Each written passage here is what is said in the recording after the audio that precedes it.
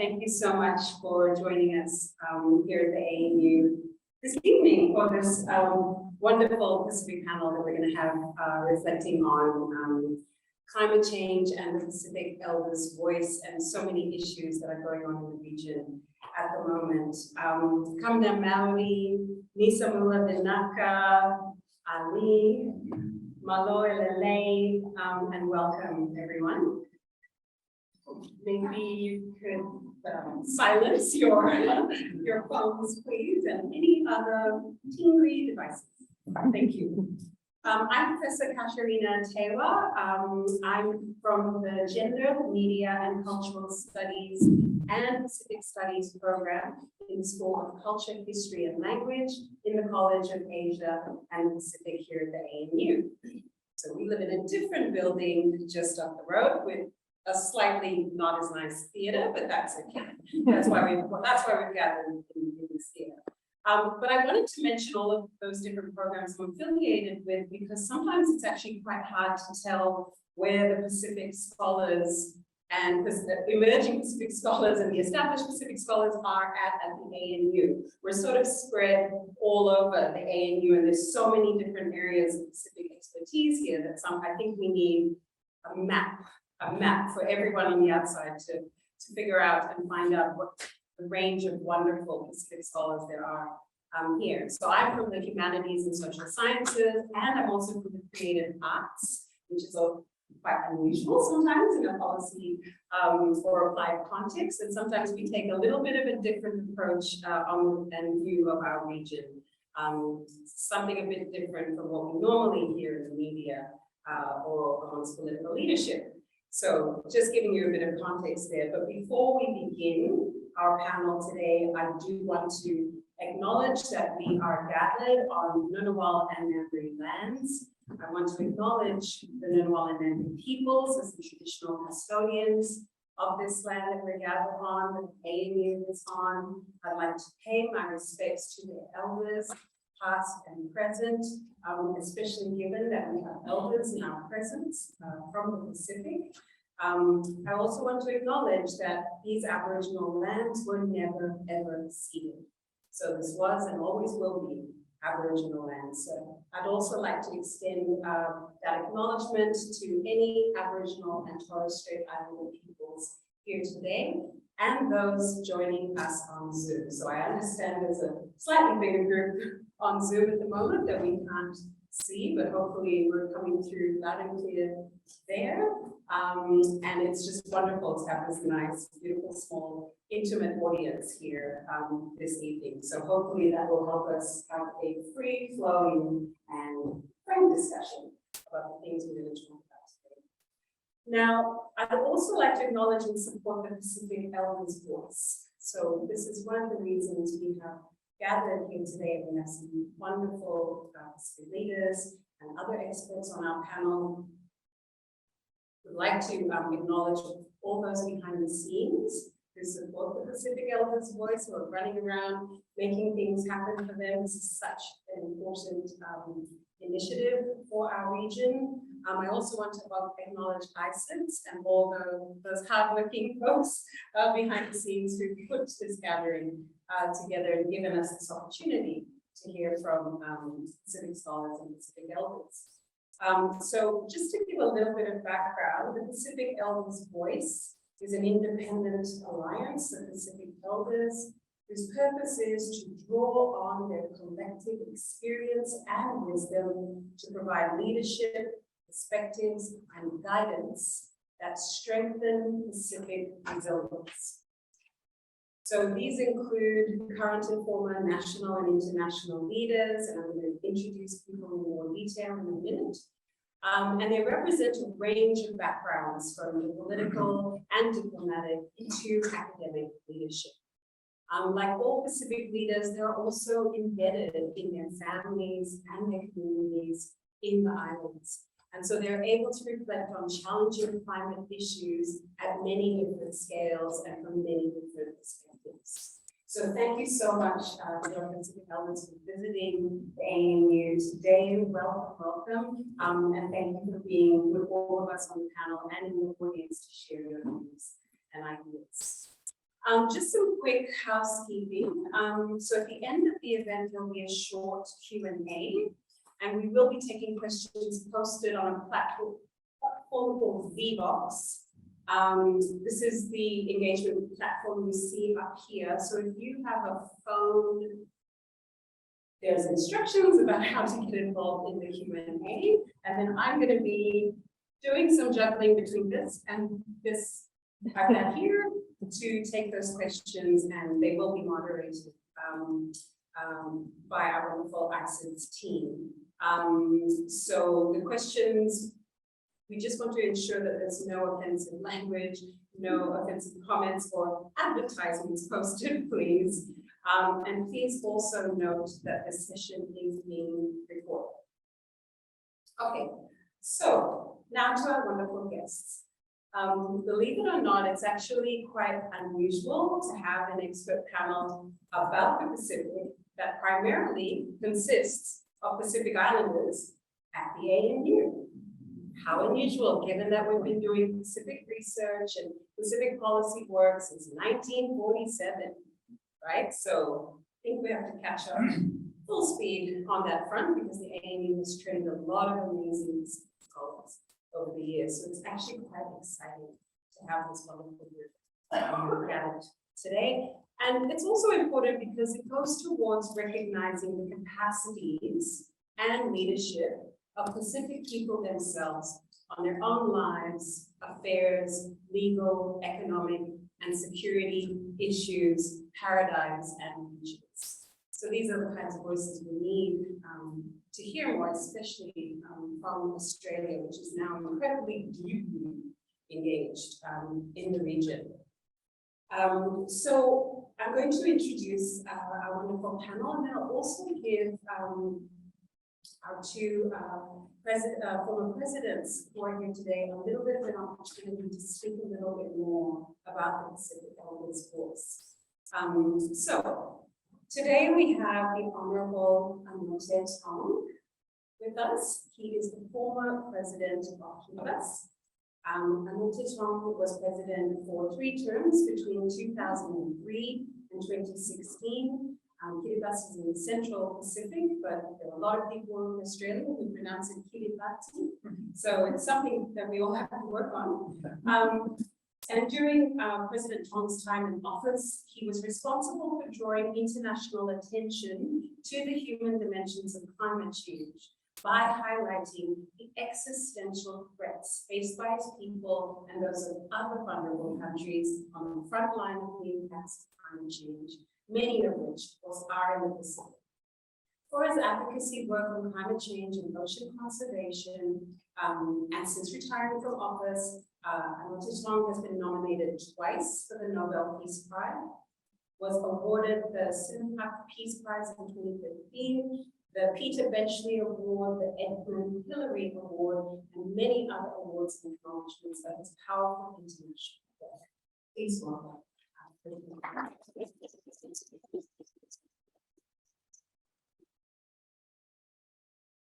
Our next guest and panelist today is the Honorable Tommy Reminisau Jr., who is the former president of Palau. Now, I have to say, I have taken my students, my AAU students, to Palau, and we had the most incredible experience there, and a really warm and generous welcome from Palau Community College and from students at Palau Community College. So we have this connection between ANU students and other staff who are there with Palau, and this amazing experience that we have in the field school. So I just want to acknowledge how transformative that experience was for us. Tommy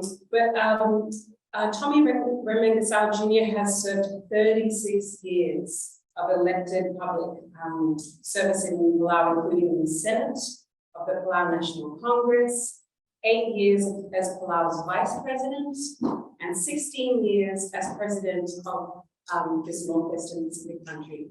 So very long time leading this country. He's also received the United Nations Top Accolade, the Champion of the Earth Award. He's also been the inaugural Pacific Champion Award. He's received that award presented for Pacific Islands Environmental Leadership. And in 2007 was named by Time magazine as one of the heroes of the environment. And in 2016 also received the Peter Benchley Ocean Award for Excellence in National Stewardship, amongst many other international awards. One of the things you have to do when you arrive in Palau is sign something called the Palau Pledge. So it gets stamped in your passport, and you have to pledge to protect and not damage the environment in Palau. That's pretty amazing for any country. So please welcome former President.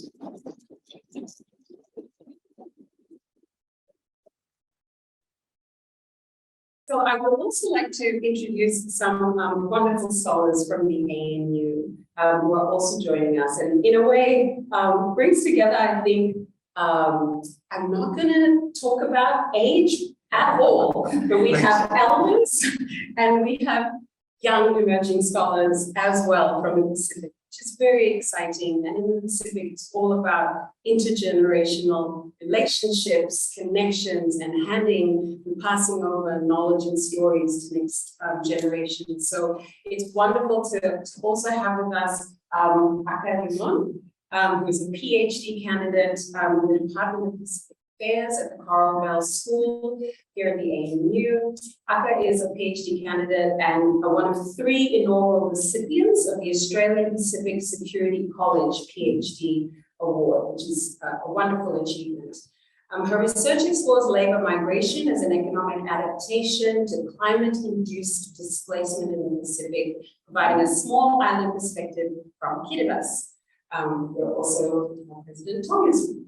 So prior to commencing her candidature here, she served in the government of Kiribati as a senior administrative officer, working very closely with the president. And also in 2013, she was appointed secretary to the Ministry of Foreign Affairs and Immigration before joining the World Bank in 2016. Please welcome.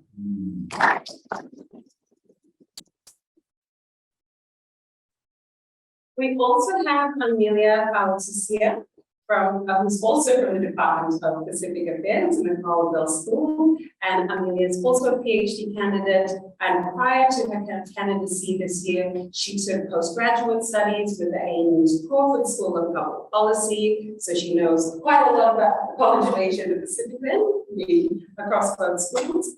She completed a master's thesis on the socio-economic implications of the blue economy concept on coastal tourism in Tonga.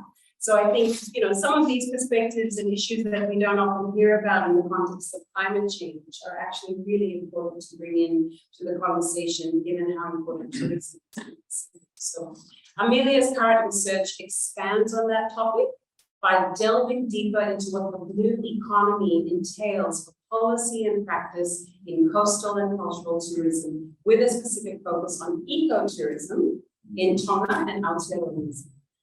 Amelia was an economist in the Tongan government for several years and has undertaken 2 fellowships. So in 2021, she was the graduate recipient of the Tiri Prize for Academic Excellence in the ANU Masters in Environmental Management and Development Program at the Crawford School. Welcome. And finally, and also from the Crawford School, so we have 2 folks who have been through our wonderful Crawford School of Public Policy, is Siobhan McDonald. Dr. Siobhan McDonald is a senior lecturer with the Crawford School. She's a lawyer and anthropologist with over 25 years of experience working with Indigenous peoples in Australia and Oceania on a range of land rights, gender, and climate change issues. Siobhan currently has climate change and resettlement projects across Melanesia and Central Australia. She has been a climate change negotiator for the Pacific at the Pacific Islands Forum and also at various COPs, specifically on loss and damage and other climate change related issues since 2019. Please welcome Siobhan.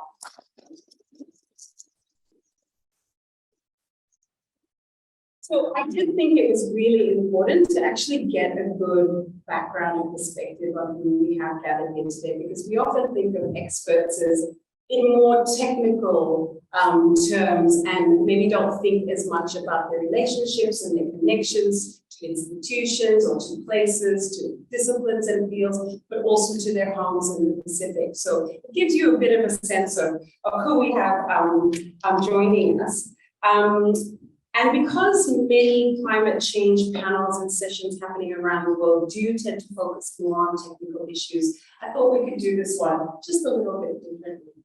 So I would like to start by giving a little bit of time to our two Pacific elders and former presidents to talk just a little bit and tell us about the Pacific elders' voice, why it's so important, and what you imagine the future of the Pacific elders' voice being, what kind of support you'd like to see around it. We are fighting already.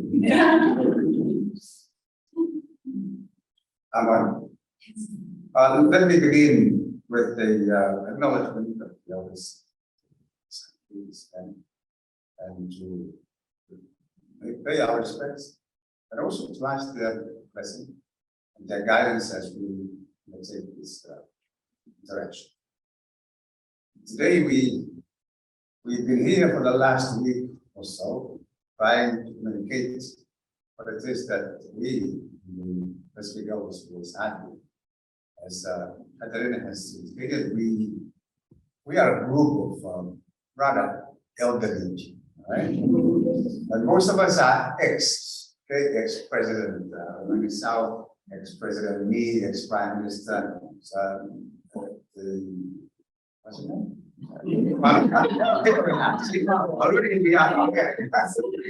And but it's basically the idea was to get a group of us, and so we got together and decided that we would set up what we believe would be another forum for providing advice, information, and commentaries on the critical issues that are important to the region. And of course, one of those has always been the climate change challenge.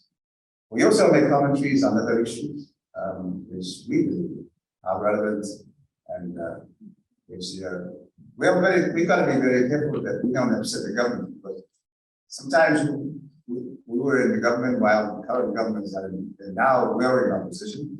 So we've got to tread very carefully. But the point is, what is important is to make the point that whatever side of parliament we might represent the same, did represent the same. And so it's been our mission to try to assist wherever we can by expressing it.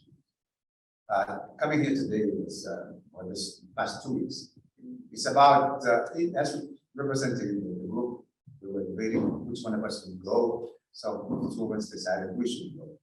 No, we were nominated and we pushed it, right?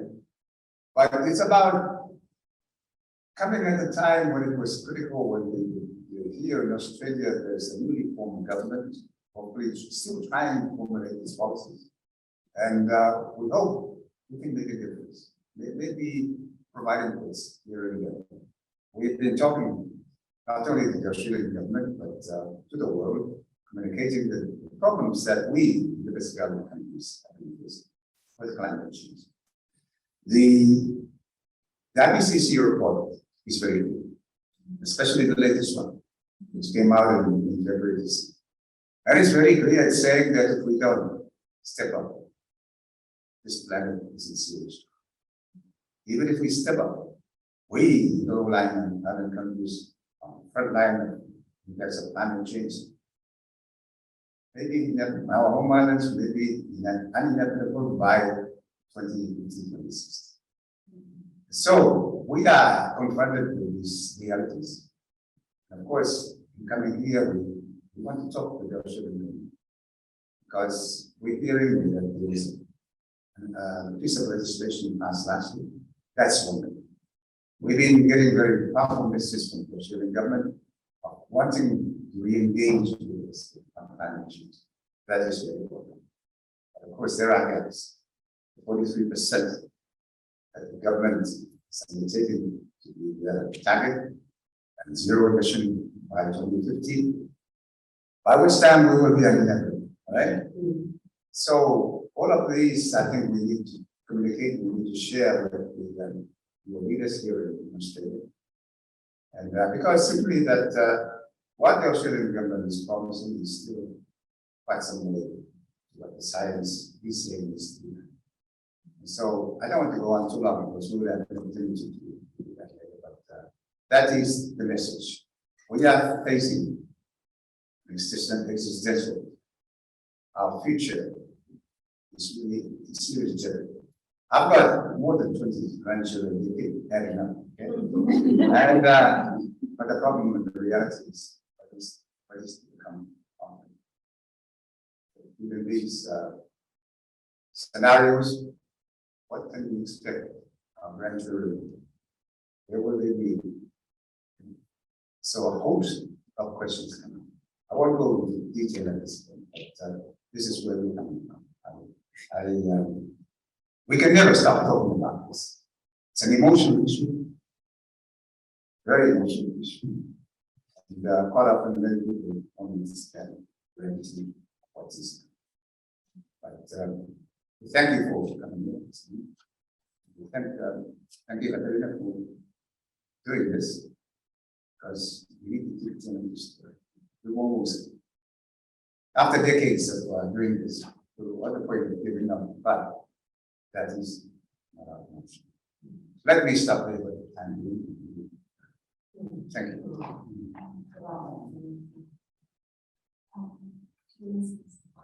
Thank you. Good evening to everyone. Let me also begin by extending my utmost respect and greetings to the elders for past, present, and future caretakers of this moment. These are critical times for the Pacific Island nation, and we are here with a united message. I say united because we also support our those in governments. We support our traditional people. We support the grassroots and the culture and the way of life in the Pacific. So while we may be ex-presidents and prime ministers, we actually share the same message that is being voiced out by our respective governments and people. And really that message is very concerning, because at this point in time, we have the world powers, China, United States, Australia, Japan, European Union. They're all debating on the strategic importance of the Pacific and making their positions and strategy. And so it gives us concern that we're saying, wait a minute, we, all Pacific Island nations, have a security situation, and that is climate change. Global world, the impacts of which we are experiencing on a very traumatic and existing. It's a matter of survival for us. It's a matter of the future of our children, the next generation. And so it concerns us that the security issue that they are debating really is not injustice, does not do justice to how you address the people who are drowning and needing help from causes that we never caused. We have little to do in the first place, but which we are experiencing the most traumatic experience. Our message is very much around the area that we all have responsibilities. No matter how big or how small you are, we have to come to the table and do what needs to be done. So we're very encouraged by Australia because we believe and consider Australia as the big brother in this specific family. But like traditions in every family, we have to look out first for ourselves and do the things that need to be done before we ask help from outside the family or outside the Pacific. And this is where our message is as we are in Australia. We're saying, look, you can be the big brother and take the necessary leadership that will make a difference. Again, 43%, starting with the fossil fuel and coal. What better leadership to take it for Australia to start more exploration, to control the exploitation? Because while we may be happening elsewhere, not in the region, the impact of climate change global warming is affecting us at home. The impact of global warming, climate change, and ocean acidification, and overfishing, and unpredictable storms that include typhoons and earthquakes and El Nino and La Niñas. Those things are very critical to our survival. And somebody has to at least take some moral responsibility, some integrity to the things that we do. After the Paris Agreement, everything was so. They said, hey, the solutions are there. We have to have a target for 1.5 and very follow up. But sadly, the reality is that we are nowhere close to where we need to be. Even the commitments that nations have made are not enough.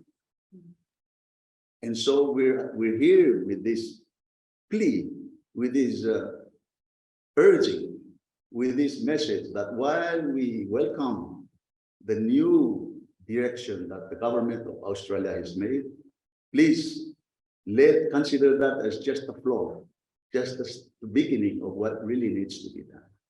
And we're also saying that we as a family of the Pacific Island nations, we have got to come together and face this problem. Because at the end of the day, you help yourself first before you ask others to come and help you in your own. And I think that's the general message that we bring here. So there's so much leadership, there's so much collaboration, there's so much that needs to be done. Let's approach it from not just the economic side of things.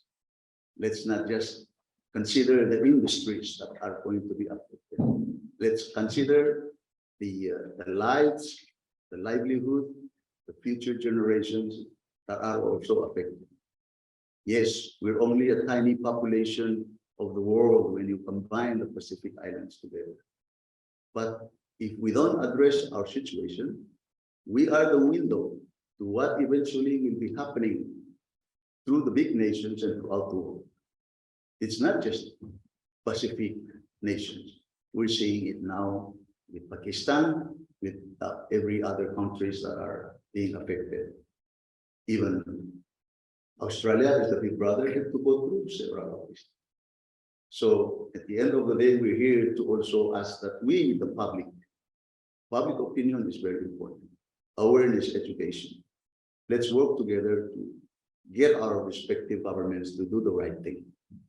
Because if it doesn't come from the people, then I'm afraid it will be just business as usual, and that cannot be accepted. Thank you very much.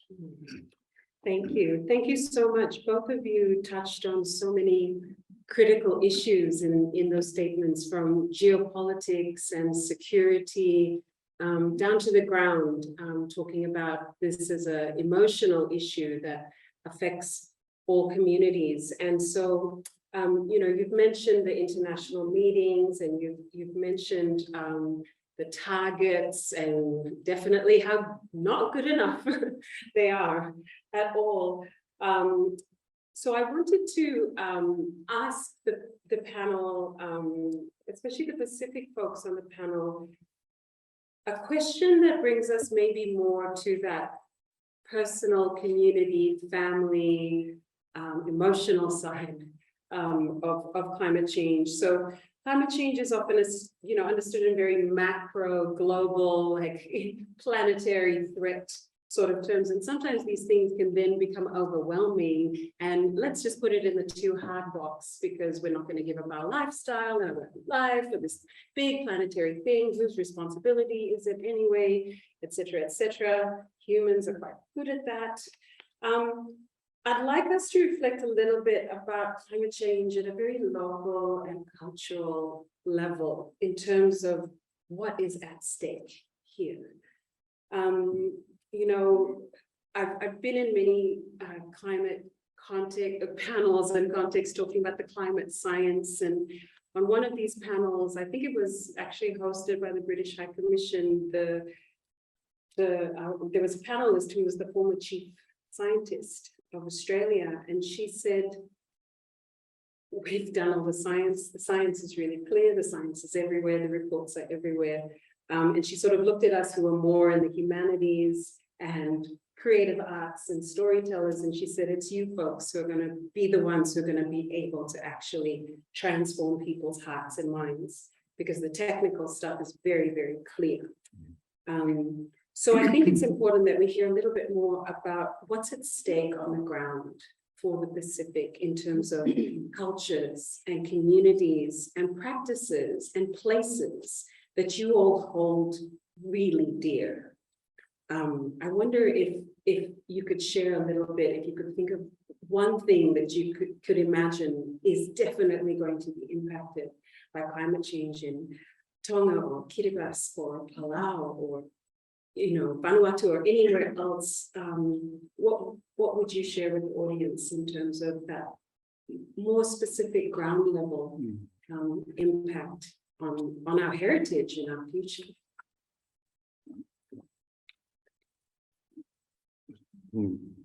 Maybe we'll start. Okay.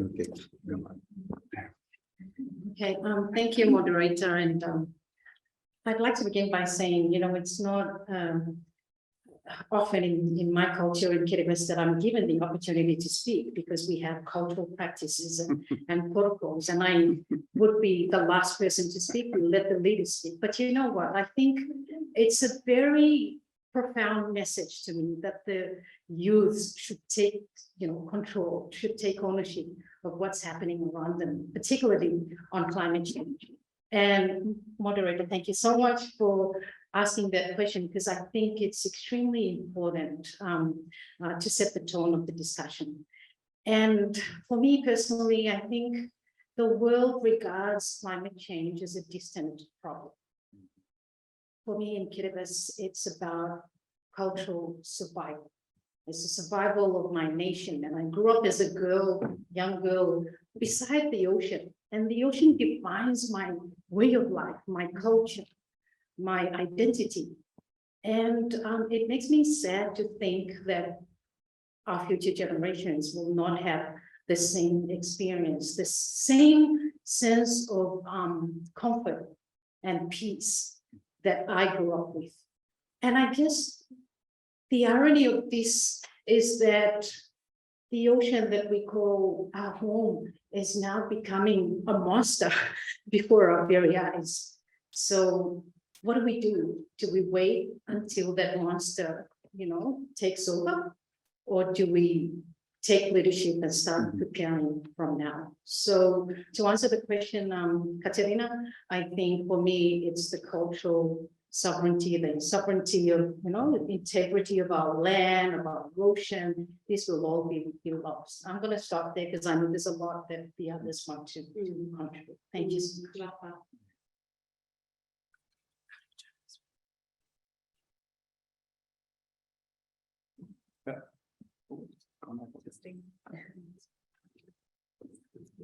Oh, it's okay. Yeah.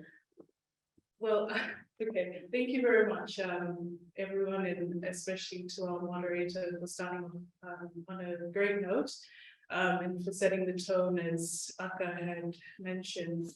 I think just in addition to what Aka has explained, which I can very much relate to as a Pacific Islander who grew up in Tonga, close to the ocean, sees the ocean every day. I think it comes down to belonging of a place, because with sea level rise, obviously coastal dwellings are being affected. People would lose their homes eventually. And the science is clear, but I think the message I'd like to reiterate is that it's not an abstract threat, just like many of the speakers before me have mentioned. It's very much an existential one. It really affects especially local coastal communities, who live on the coast and depend on the ocean for their livelihoods and depend on subsistence fisheries, for example. Those are the very individuals that we would like to extend their voices on all platforms in support of this issue, because they are affected on a day-to-day basis. So it comes down to action, like everyone has mentioned, and the time to act is now. Thank you. Thank you. Would either of you like to add anything? Would you like to add, Sean? Would you like to say? I can. Go on. As you said, we're always arguing because there's too much to say about it. No, I think it's very clear because that, we're looking at it from my side. I'm 70 years old, right? And I've seen what's been going on.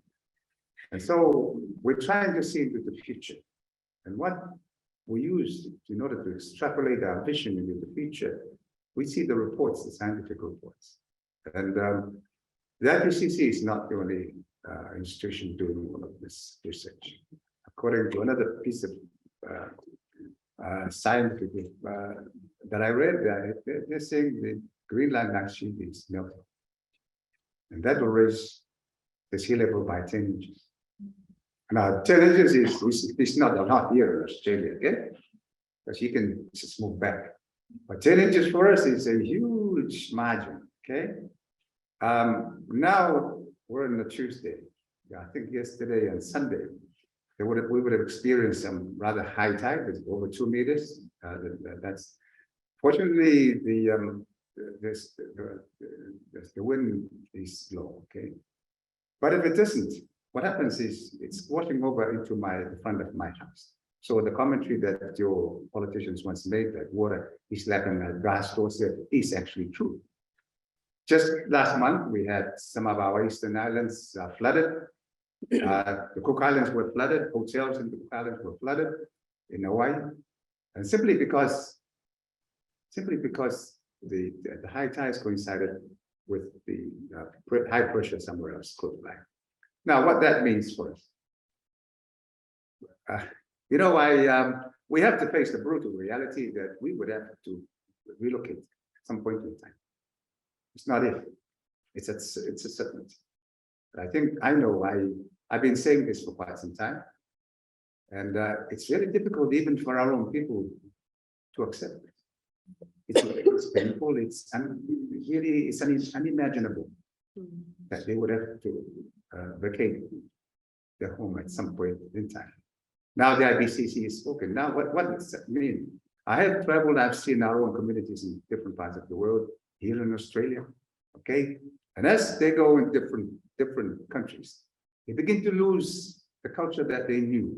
Okay, I was in Solomon Islands once. I sneaked off a cruise boat into one of our the out islands, and I saw our people who were relocated from some of our out islands into the Solomon Islands during the colonial period when that could be done. Now it won't be possible.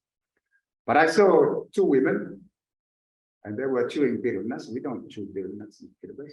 And one had a child, and it was obviously the father was obviously Solomon Islands. And so all of this will happen. And when you speak to these people in Kiribati, and they speak back to you in Pidgin. So those are the realities of what's likely to happen. We see the young people here. And they no longer speak Kiribati, okay? They dance, but I think all of that is fine. But I think there is always that comfort that if and when they want to return home to re-emerge themselves in the culture, they can do that because it's still there. But when it is gone, all of this, there will be no reference point, and there will be nothing that they can go back to. And so that is what we stand to. Finally, let me just again emphasize the point that when you talk about climate change, you can't help but talk about the ocean, because we're 1% land and 99% ocean. Mm. So a lot of the impacts of climate change really has to do with the ocean. So it's not just the sea level rise that's affecting homes and crops and plantations and moving up the hill to live in the inner lands. It's really affecting the ocean. And the ocean really is our food security, it's our economic security, and it's our cultural security, because right now the migration of pelagic fish are going away from our shores. And the marine ecosystem that are nurturing the fish population are also bleaching, and acidification is affecting them.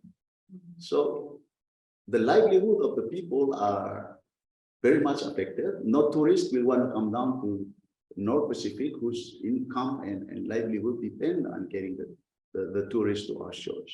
It's one thing after another, but it's translate to the security of our people and the future of our island countries. And that's really the importance of climate change.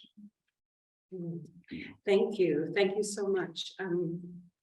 I think that really gives us some, firsthand insight on what this means at the ground level, and understanding what things look like at the ground level is so incredibly important. Given what everyone has just shared about, what's going on in the islands, it might be good to bring in a bit of a legal and other perspective on really then what the obligations of states are in protecting the rights of, current and future generations. You've just described what is at stake, what could be lost.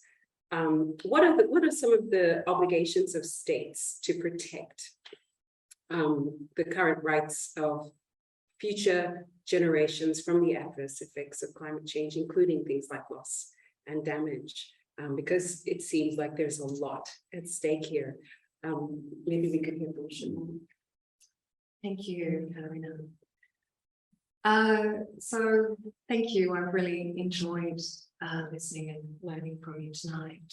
And I've had the honour of negotiating for Vanuatu and Fiji in the loss and damage space over the last few years at the UNFCCC.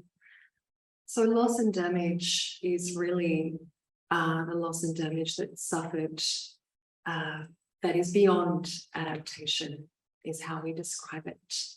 So it's really many of the issues that have been discussed tonight. And from the perspective of Pacific Island countries, it is economic losses. It's the losses that are suffered from the Category 5 cyclones that have swept through the Pacific in the last 5 years. But even more pressing are the issues of non-economic loss.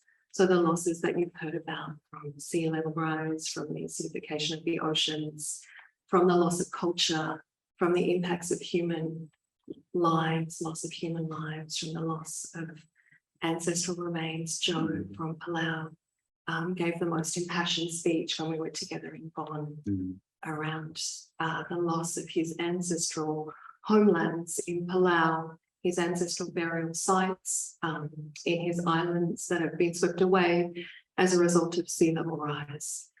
So these are the kinds of economic and non-economic loss and damages that across the Pacific people are increasingly facing. And what happened in the last COP in Glasgow is that the drafting that I did on behalf of Fiji was supported by Tuvalu, and the Tuvalu minister and the Fiji minister took it forward to ask on behalf of the Pacific for a loss of damage finance facility. And the entire Pacific delegation supported that call.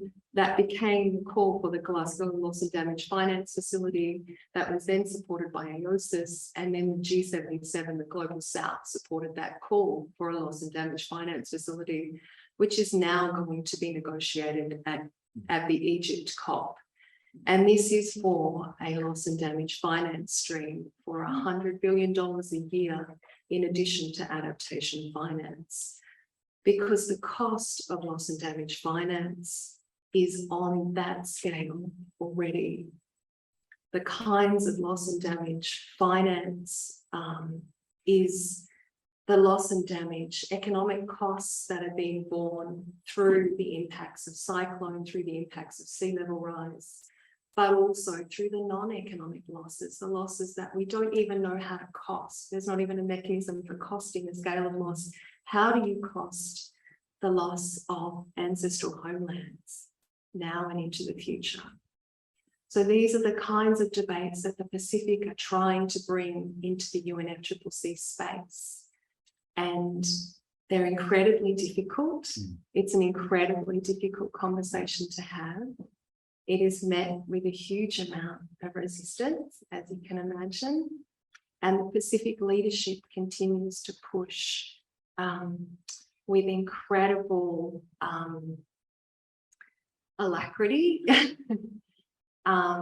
and to take that fight forward, along with the Caribbean and along with a huge number of global South partners. So Anthony Guterres has just been in Pakistan, and he again is calling for a loss and damage finance facility. So you better believe that the global South is arguing for this going forward, but it's a hard set of negotiations. But it is about trying to adequately cost some of what the impacts of climate change are causing the Pacific that emits no carbon. So that's really where the edge of that debate is at. Thank you. Thank you, Siobhan. And you can imagine thinking about loss and damage in the context of climate change, and that's pretty overwhelming, and it's at a massive scale, as you mentioned.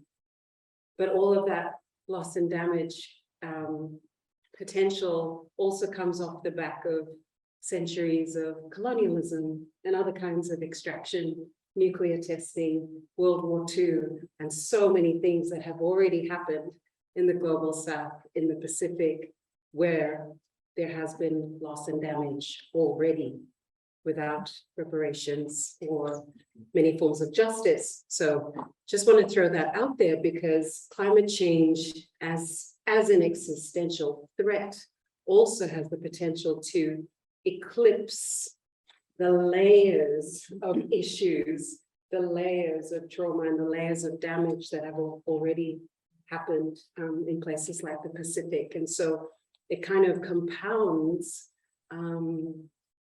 our thinking about what has happened, what we need to do, and how you achieve justice in that situation. And I think a couple of panelists have already mentioned the issue of environmental justice. So the other thing I wanted to touch on, and which was raised particularly by President Tong, is this idea of the inevitability of climate change and its impacts, especially when you come from a country that's primarily 2 meters or just over 2 meters above sea level. My ancestors are from Kiribati. My family is from Teaiwa, and the one island not 2 meters above sea level of Banaba in Kiribati.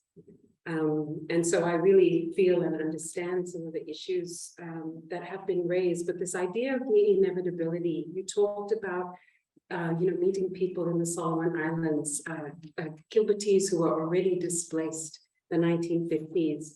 My family displaced in the 1940s from Kiribati to Fiji. So you have already had Kiribati migration, movement out of Kiribati to other places. And there's so many lessons to learn from previous displacements, from previous intra-Pacific migration that's already happened. Climate change is not, something new that you have to work from scratch. You've got to think about what's already happened in the Pacific. So I'm so glad you raised that issue. But this idea of migration, climate-induced migration or environmentally induced migration, if it's inevitable, and we don't necessarily want to say that for all parts of the Pacific, but when you're from atolls, you have to be quite practical and think about this, how would it best be managed? And I know this is such a massive question, but there are a lot of people already starting to think about climate migration, and then they go, wait, where are examples of climate migration? Who has successfully actually been able to move, under this banner of climate migration? And it's not quite happening in Australia or New Zealand, but if you could reflect a little bit, and others as well, on this idea of climate-induced migration and how it may be managed. Thank you. As I said, the scenarios that have been predicted from as far back as the fourth assessment report of the IPCC, all that's changed in subsequent reports has been the timing. Initially, under the fourth assessment report, it was estimated that by the end of the century. And then it gradually moved forward until by the last report, it's by the middle of the century, our home islands will not be habitable. What that means is we just have to find somewhere else to go, or we would have to undertake extremely radical adaptation measures to raise the islands above the rising seas, above the rising storms, and all of that, okay? And there was a time when I was trying to think crazy. Okay, come on, we mustn't give up. We'll try it. And I used to say, if we can, if what's his name, Richard Branson, can be talking about building a hotel in space, why can we not raise our island so that we can continue to have our home? Okay, and I don't know, I've come to the brutal realization that if we do not do anything, then we have to leave our islands. Even if we do something, we will not be able to accommodate all of our people. Even if we raise the islands, we will not be able to accommodate them for so long because the rate of sea level rise is going to be significant. Not only that, but the weather patterns will change. We don't get cyclones. Okay, we create them in the Pacific, on the equator, and we send them to our friends in Fiji, in Vanuatu, and then, okay, but we don't get it. But that is changing. In 2015, we had Cyclone Pam, which hit Vanuatu, devastated Vanuatu. But it swung back up north, and Tuvalu was flooded. All of the islands of Tuvalu were flooded. The mothers and grandmothers were running around looking for ensuring that their children and grandchildren are safe. Up further north, our southern islands were flooded, homes were destroyed. Further up north, all of the islands were affected, food crops that have been there for decades were lost. And so this is the kind of scenario that we have to deal with. So what do we do in the process? So against these circumstances, I advocated a couple of scenarios. One, to build the islands up. That's going to require huge resources. Nobody has ever stepped forward. No country, no international organization has ever stepped forward. I've been traveling the world over many, many times, asking, but I've never been able to come back to say, here, don't you worry. We've got a solution. Even if the waters rise by 10 inches, you will be safe. That's not funny. And so the alternative is that we have to acknowledge that our people have to migrate. And I think more to appease my own sense of dismay, I said, okay, let's migrate with dignity. Okay, so in the process, I advocated this concept of migration with dignity, acknowledging that is inevitable. But let's not just let it happen, because if we don't do anything about it, then our people will go here in Canberra. I don't know, maybe Canberra is too cold, but they'll probably end up mostly in Auckland. And of course, that pattern is going to be repeated. They will become crowded up in one house and one room. They'll become second-class citizens. And so the idea of migrating with dignity is that at this point in time, we as leaders would prepare them for that inevitable outcome. So that we train them, we turn them into professionals, and we come and fill the positions here in Australia, which, you've got a huge labor shortage. And in the process, to make it a bit interesting, I've been traveling and I meet our people in in Australia, New Zealand, even the United States, and I say, come to terms with it. But what I would like you to do is educate yourself. If you can, go into parliament in these countries. And one day before I die, I'd love to see one of you become prime minister in Australia or New Zealand. But these are the realities, and they are not impossible. But I think the point is, let's find a way to do it right. Because the real lesson was what happened in Europe, when there was a massive migration of people from North Africa, and Europe was not there. A lot of people died. The case is such a disaster. And I remember talking to one of the people I was with, a couple, an elderly couple from Germany. The Germans are the most accommodating of all the European countries to receive the migrants. And I said, how are you taking it? And their comments were this: initially, we were happy to help, but later we began to worry. Began to be concerned, okay? And I can understand. So they need, the people that are going need to be prepared. Where they are going need also to be prepared to know. And so the people that migrate must migrate with dignity as qualified people. That people who can live worthwhile lives as citizens of the countries they go to. Okay, so that is the kind of crazy ideas I'm come up with. Thank you. I don't think it's so crazy. Does anyone else want to comment on island migration? Just very briefly, I wanted to say also that it's, misinterpretation, like it's seen as a defeatist sort of response to Right. climate change when our people are preparing for migration. You can't just tell your country to move or relocate to another place, and it's true, it's difficult. It'll take some time to sort of get it to settle in, the people to fully accept and embrace the reality that is going to happen. But the point that I wanted to strike or get out here is that nobody in the Pacific wants to leave their home. And if we're talking about migration, maybe just 1-2% will migrate, but everyone else will be reluctant to do it. And so I think what Tong has said is, covers everything that we wanted to know about migration with dignity. But I also feel like in Kiribati, we have a concept of tosu, and tosu is based on family values.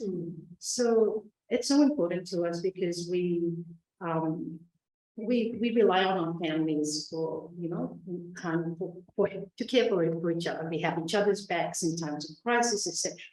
And it's that sort of question that comes to mind when we're in the middle of a crisis, climate change challenge. And what is, what are our regional leaders doing in terms of that?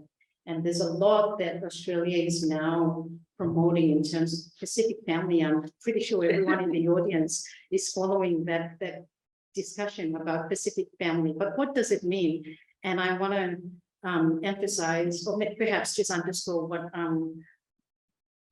Tom said earlier about second-class citizens. I think it's extremely important that some of these policies that Australia or the US or Canada or Germany, if we do get to that stage, that they put a human face, a human dimension in these policies, because we want our people to be able to access full life dignity and not just feeling, if I may, and along some dirty jobs or cheap labor. We want them to be able to get full access. And if we're talking about the Pacific family, I really want to maybe perhaps challenge the Australian government to consider all these things, because we're ready to come and provide the service that nobody in Australia wants to do. And if we can be given all the merits and privileges and benefits that we should be entitled to as workers, I think that should be a win-win for all. Thank you. Wonderful, thank you. I know we're fast running out of time and have to move to some Q&A. So I wonder if I can throw out just a final issue for others to comment on before we go to Q&A. I know we did start a little late as well, so is it okay to take a few minutes after 6:45? A little silver. So given everything that both of you have just said, I think this is a perfect opportunity for a final kind of reflection from everyone about what Australia really can learn from the Pacific about how to be an impactful climate leader. In all the panelists in your own right, you have a pretty good sense of what the Pacific has been calling for and saying and doing at local, national, regional, international levels, and really, leading in this space. What can Australians and others learn from the Pacific about how to be impactful on climate? Maybe we'll start with Amelia, and then just final thoughts, and then I will start navigating the questions in this device. So thank you, Katerina. I think in terms of what countries like Australia can learn from Pacific Island countries, is just their agency in the process, coming forward, standing up for themselves, fighting for their homes and their families and their communities, but also in terms of resources. I think Australia could play a greater role in strengthening the capacities of Pacific delegations, for example, in climate negotiations. As we know, often Pacific delegations are quite small in numbers, and quite impossible to cover all streams or even elevate our voices above and beyond those of much developed countries and delegations. So I think in terms of what could be learned, initiative one, but also, I guess, aiding the capacity that we need in order to raise our voices on top of taking action within countries. Australia, for example, curbing their greenhouse gas emissions, in addition to initiative and providing support. Thank you. Thanks.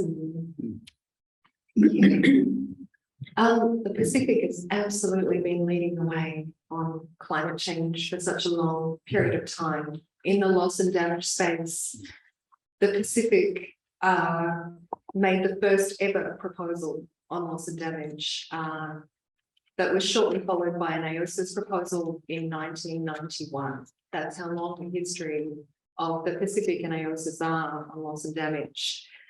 The Pacific is urgently and repeatedly continues to call for a global world that does not warm above 1.5 degrees. And we are currently at 1.1, possibly 1.2, and we're already hitting planetary boundaries. It's completely desperate. The climate science is desperate.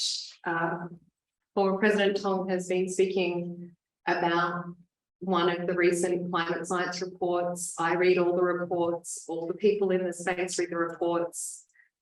They're terribly depressing. Climate scientists are terribly depressed.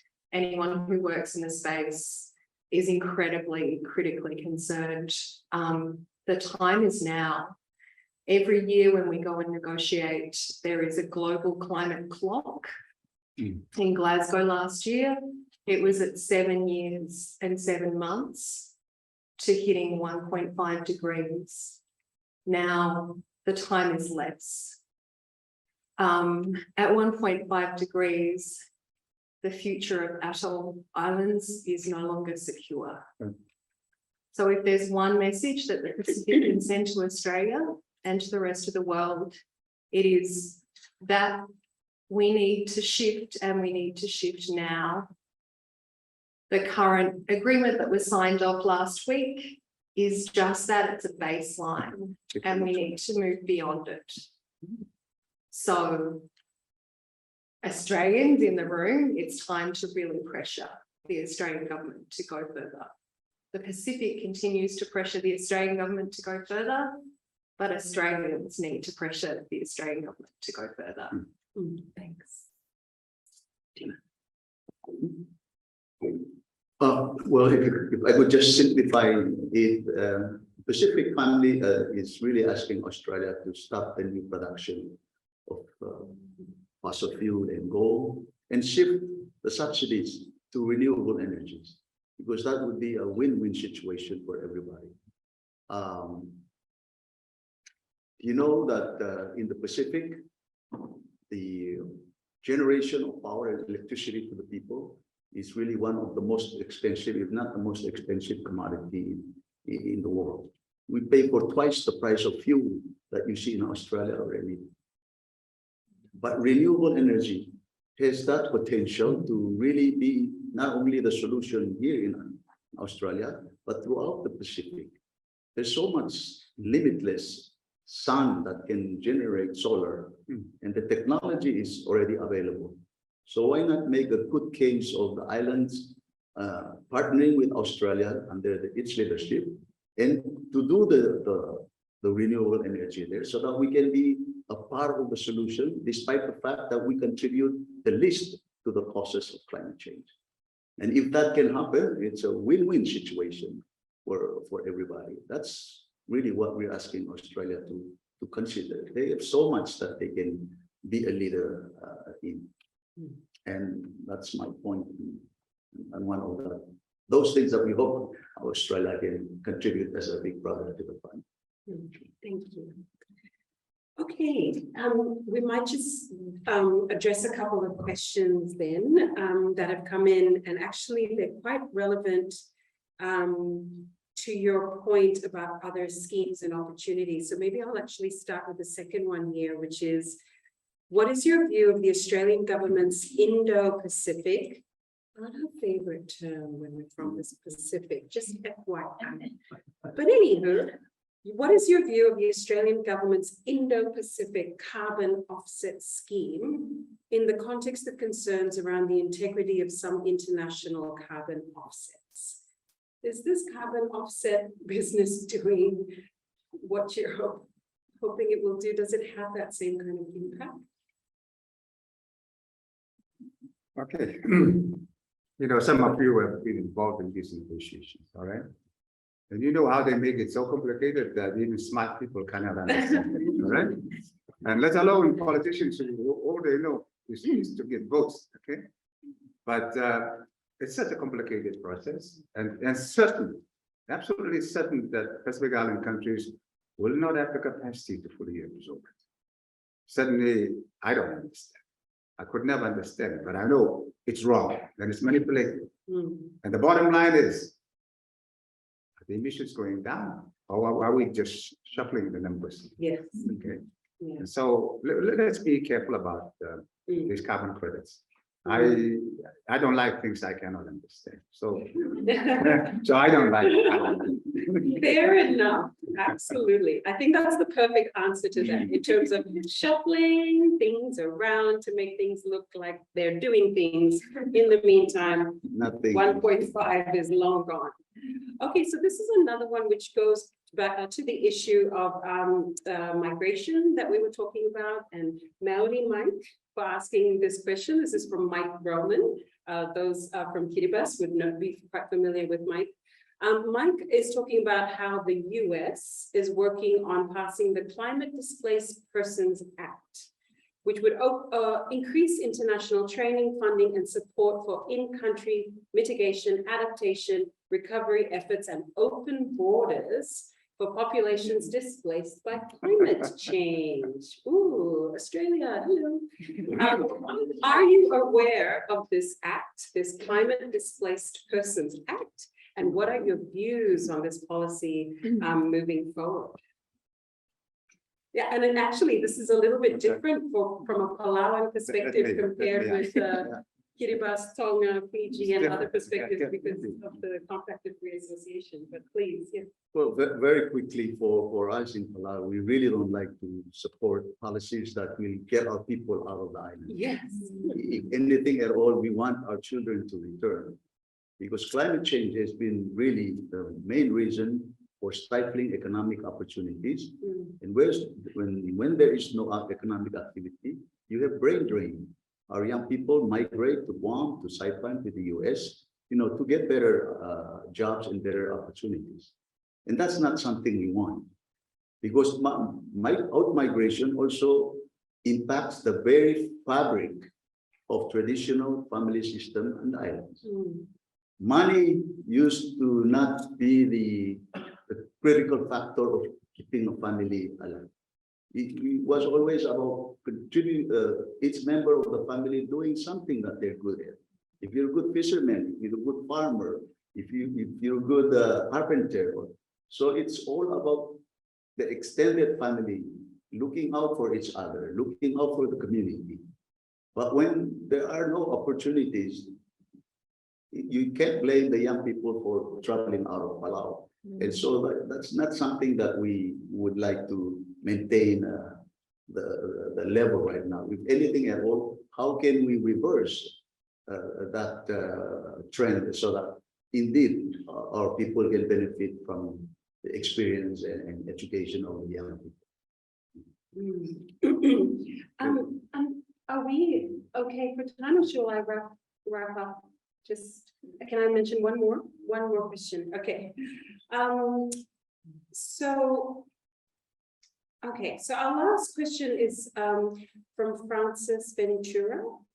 Thank you for a presentation from everyone that was both sobering and inspirational at the same time. Speaking of inspiration, many Australian leaders lack the courage to take the steps you've outlined. And I think Siobhan has spoken to that specifically as well. Knowing that politics is based on popularity, I'm sure it's based on some other things as well, but popularity for sure. What advice would you give to Australian leaders to work more collaboratively? So to work with each other, and I imagine maybe across party lines and left and right and all of those things. What advice would you give to Australian leaders to work more collaboratively and take stronger action? Greens just won 16 seats. Yes, the Greens are doing pretty well, which means they're being heard. There's a different, we know that climate change was a huge issue at the last election, right? There is actually a significant shift around the politics in Australia, and the coalition played a substantial price around a whole range of key constituencies because of a lot of these issues. So there is a renewed political compact around some of these issues in Australian politics right now. And the Labor Party understands that to a certain degree. The issue is how much room is there to move? Every time we experience in Australia one of these climate change catastrophes, every time we experience a bushfire disaster, every time we experience a historic flood, the political compact shifts again. And these are not 1 in 100-year events anymore. They are coming with incredible regularity. This is what climate change means now. This is what climate change means in a warming world. So as we talk about these issues of loss and damage, these are not just issues for the Pacific, right? They have particular implications in the Pacific. The Pacific is climate vulnerable in very particular ways, but they are also issues that increasingly are happening in Australia, and they are shifting the political compact in all kinds of ways.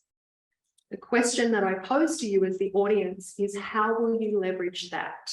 How will you go and try and make a difference in this space? It is not just for this incredible Pacific Islander leadership to make a difference. If you care about these issues, how will you go and make change? Thank you, Siobhan. Very good. Does anyone want to add any last words? Yes. I've always said this, that most regrettably, our leaders quite often are not thinking about the next generation, but are thinking about the next election. Yeah. And Also, one last word, I think family obligations means you have to be a family, not only when you want to be a family, and other times when it's not in your interest, you're no longer a part of the family. Family really means making the tough decisions, doing the right thing to support each other.